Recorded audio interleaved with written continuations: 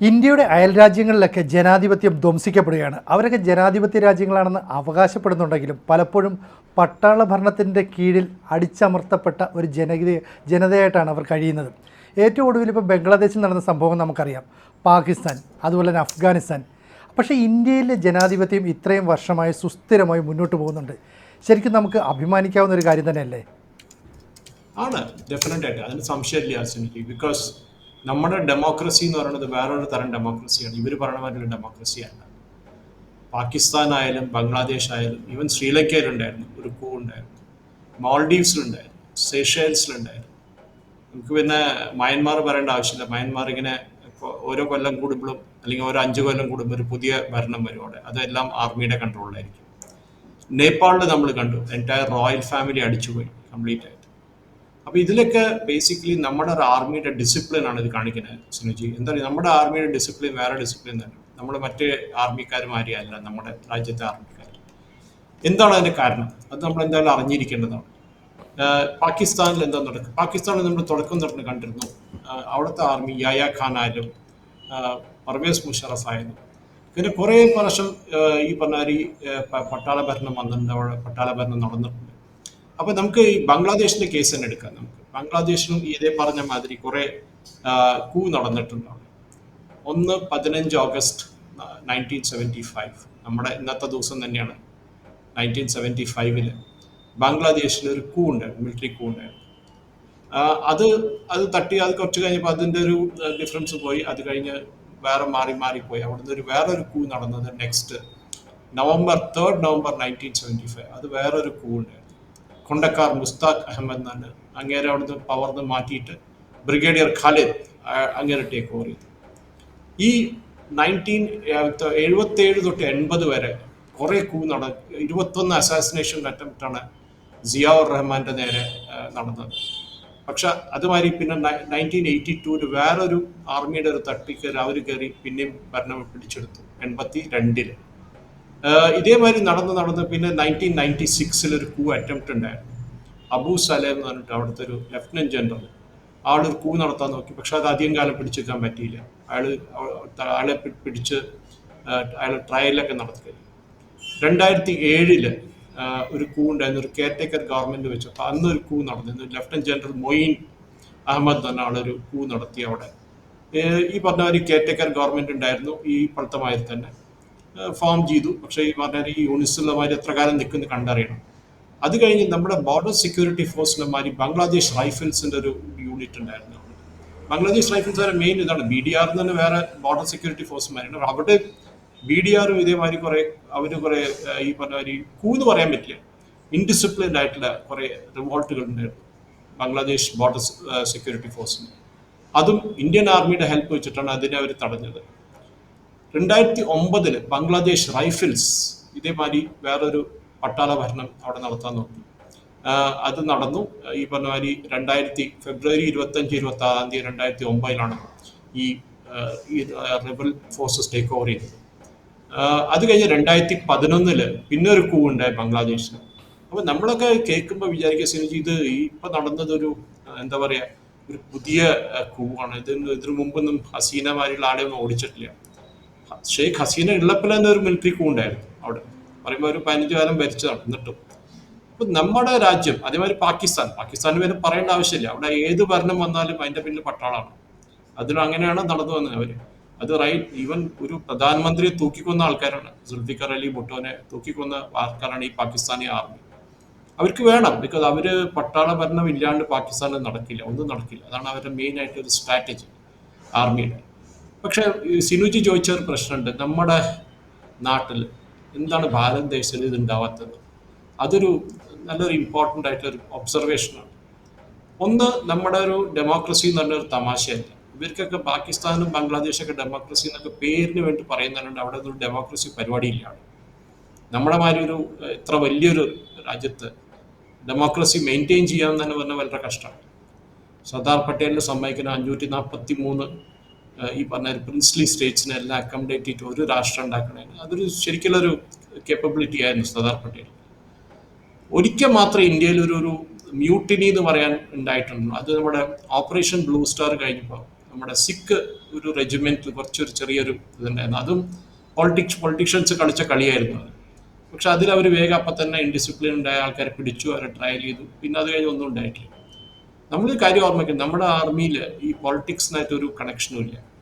നമ്മുടെ അവിടെ പ്രൊമോഷൻ നടക്കുന്നത് ആർമിയുടെ ഒരു ഡിസിപ്ലിൻ വേയിലാണ് നടക്കുക. അവരുടെ ഒരു പ്രൊമോഷൻ ആയാലും എന്താണ്. ഈ പാകിസ്ഥാൻ ബംഗ്ലാദേശ് മാതിരി രാജ്യത്ത് എന്താണ്, ഇവർക്കൊരു പ്രൊഫഷണലിസം ഇല്ല. അവർ ആർമിയിൽ ഒരു ജോലിയായിട്ടാണ് അവർ നോക്കുക. ആർമി എന്ന് പറഞ്ഞാൽ ഒരു ജോലിയാണ്, അത്രയേ ഉള്ളൂ. ഒരു 9 to 5 ജോബ് മാതിരിയാണ് നോക്കുക.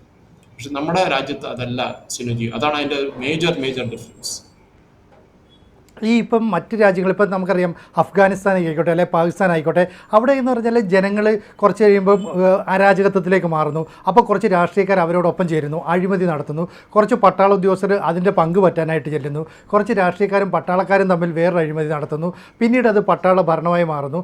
തമ്മിൽ കൊലപാതകം, കൊള്ളിവയ്പ്പ് ഈ രീതിയിലേക്ക് മാറുന്നു. പക്ഷേ നമ്മുടെ നാട്ടിൽ ഇപ്പോൾ കര, വ്യോമ, നാവികസേന, ഈ സേനകൾ തമ്മിലുള്ള ഒരു ഐക്യം അല്ലെ അവരുടെ ഒരു ഡിസിപ്ലിൻ എന്ന് പറയുന്നത് നമുക്ക് എപ്പോഴും മാതൃകയാനാണ്. നമ്മൾ കുട്ടിക്കാലം മുതലേ ഈ സേനാ വിഭാഗത്തെ കണ്ടു പഠിക്കുന്നതാണ്. അപ്പോൾ എന്തുകൊണ്ട് ഈ പട്ടാളം ഈ നമ്മുടെ ജനാധിപത്യത്തെ ധ്വംസിച്ചുകൊണ്ട് ഈ ഭരണം പിടിക്കണം എന്നുള്ളൊരു തീരുമാനത്തിലേക്ക് പോകുന്നില്ല? അപ്പോൾ കാലാകാലങ്ങളായി കൃത്യമായ ഒരു ചട്ടക്കൂട് നമ്മൾ പണിഞ്ഞു വെച്ചു എന്നാണ് മനസ്സിലാകേണ്ടത്.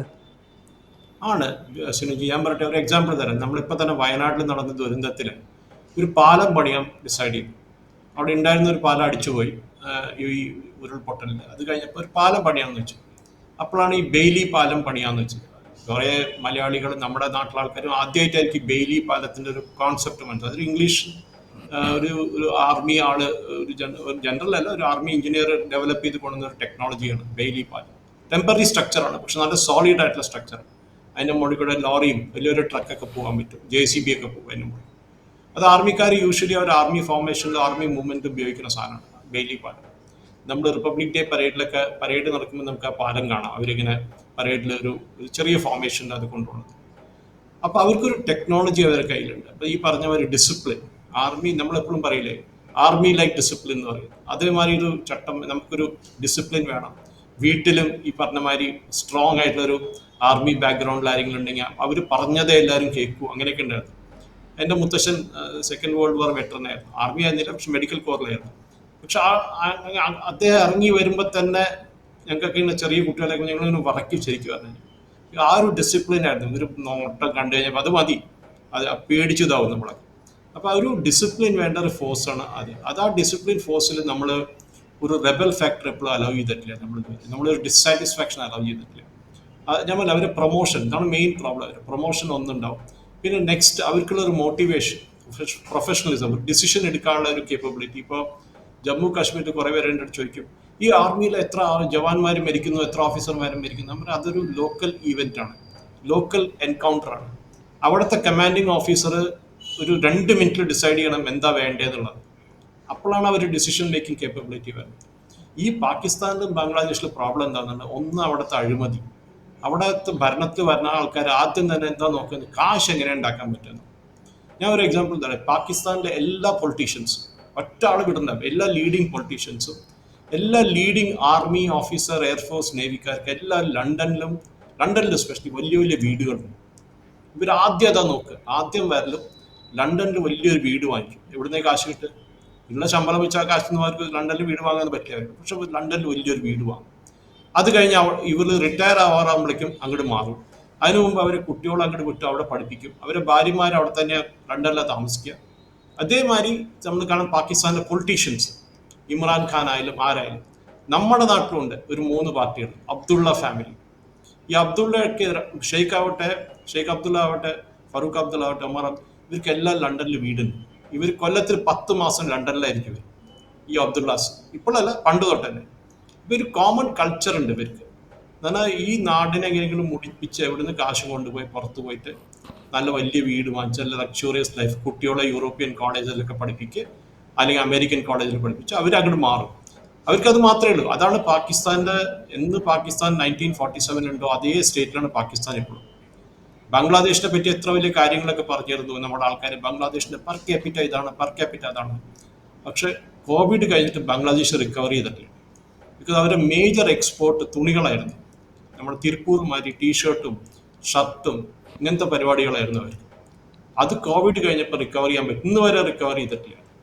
അപ്പോൾ അതാണ് അതിൻ്റെ ഒരു മെയിൻ ഡിസഡ്വാൻറ്റേജ്. ബംഗ്ലാദേശ് അവിടെ നിന്നാണ് ഇടിഞ്ഞത്, ബംഗ്ലാദേശിൻ്റെ എക്കോണമി. കോവിഡ് കഴിഞ്ഞപ്പോൾ റിക്കവർ ചെയ്തിട്ട് നമ്മൾ കോവിഡ് കഴിഞ്ഞ് എത്രയോ നന്നായിട്ട് റിക്കവർ ചെയ്യും. നമ്മുടെ കുറേ ആൾക്കാർ നിർമ്മല സീതാരാമനെ എപ്പോൾ കണ്ടാലും ചീത്ത പറഞ്ഞിട്ടിരിക്കും. പക്ഷേ she handle the economy very very well. നമ്മുടെ എക്കോണമി യൂറോപ്പിൽ ഇന്നും റെസഷനാണ്, US റെസഷനാണ്. പക്ഷെ നമ്മുടെ റെസഷനിലല്ല ഇപ്പോഴും. നമ്മുടെ GDP ആണ് ഇപ്പോഴും ഒരു എന്താ പറയുക ഓൾമോസ്റ്റ് 8 to 9% GDP നടക്കുന്നത് നമ്മുടെ രാഷ്ട്രം മാത്രമേ ഉള്ളൂ. വേറെ ബാക്കി എല്ലാവരും 1.23% നടക്കും. ചിലർ നെഗറ്റീവിലാണ്. ഈ ആർമി, ഈ ഡിസിപ്ലിൻ നമ്മൾ പറഞ്ഞ ഒരു ആർമി ലൈക്ക് ഡിസിപ്ലിൻ നമ്മൾ മെയിൻറ്റെയിൻ ചെയ്യാൻ നമ്മുടെ ഒരു കൾച്ചർ അതാണ്. ഇതിനു മുമ്പ് ജനറൽ VK സിംഗ് ഒരിക്കൽ ഒരു ഉള്ള സമയത്തായിരുന്നു വലിയൊരു അലിഗേഷൻ. ജനറൽ VK സിംഗ് അട്ടിമറി നടത്താൻ പോകുന്നു, മൻമോഹൻ സിംഗിനെ ഇറക്കി അദ്ദേഹം കയറാൻ പോകുന്നു, ഒരു വലിയ അലിഗേഷൻ ഉണ്ടായിരുന്നു. മീററ്റിൽ നിന്ന് കുറച്ച് ട്രക്കുകൾ ഡൽഹിക്ക് വന്നു തുടങ്ങി. ഒരു ട്രെയിനിങ്ങുകാരുടെ ട്രക്കായിരുന്നു, ഒരു 10-45 അതൊരു യൂഷ്വൽ മൂവ്മെന്റ് ആണ്. പക്ഷെ ഇവർ ഇന്ത്യൻ എക്സ്പ്രസ് ശേഖർ ഗുപ്ത അത് കയറി വലിയൊരു സ്റ്റോറിയായി. എന്താണ്, ഒരു കൂ നടക്കാൻ പോകുന്നു ഡൽഹിയിലെ ഭരണം പിടിച്ചെടുക്കാൻ പോകുന്നു ജനറൽ VK സിംഗ്.